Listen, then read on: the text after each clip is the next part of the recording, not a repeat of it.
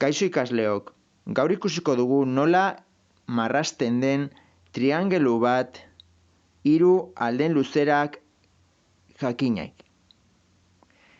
Nahi dugu segmentu bat egin triangeluaren lehenengo aldea marrazteko. Beraz, zuzenkia edo segmentua hartuko dugu adibidez A puntutik B puntura. Horrek esango du luzera da. Luzera bat, hori izango da triangeluaren lehenengo aldea.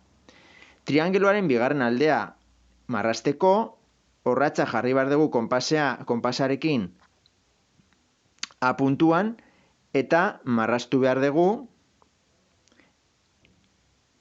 erradio batekin, hau da triangeluaren luzera izango duena, zirkunferentzia bat.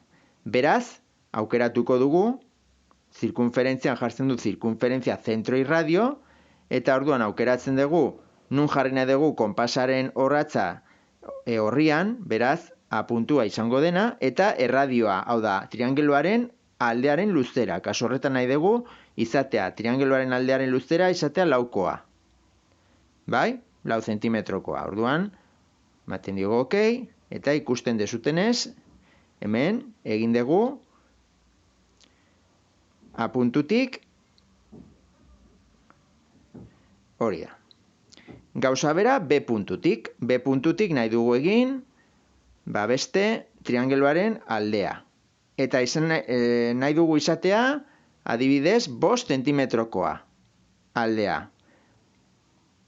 Beraz, aukeratuko dugu B puntua izatea konpasaren orratza, eta erradioa izango da 5tekoa.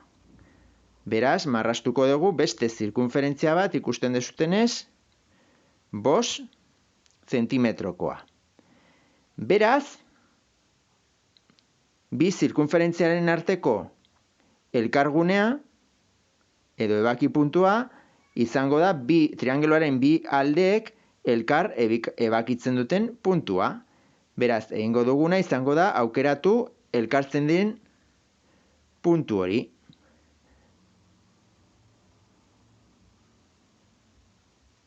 Dauka aukera bat intersekzion, beraz aukeratuko ditugu bi zirkunferentziak eta elkartzen dira G eta D puntuetan. Beraz, orain marraztuko dugu AGB triangelua, eta horretarako zuzenkien bitartez egingo dugu. Edo erregelarekin paperean. Aukeratzen duzute segmentua, eta orain egiten dut aukeratu A puntua eta G puntua, elkartzen diren bizikuferentzia elkartzen diren puntua, eta baita ere aukeratuko dut G puntua eta B puntua. Eta ja daukagu triangeluaren hiru aldeak.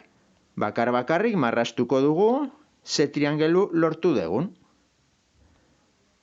Beraz, triangelu bat aldea duena 4 zentimetrokoa eta 5 zentimetrokoa, hau da G eta H aldeen luzerak, F oinarriarekin batera, irudi honetan ikus dezakegu nola eraike dugun.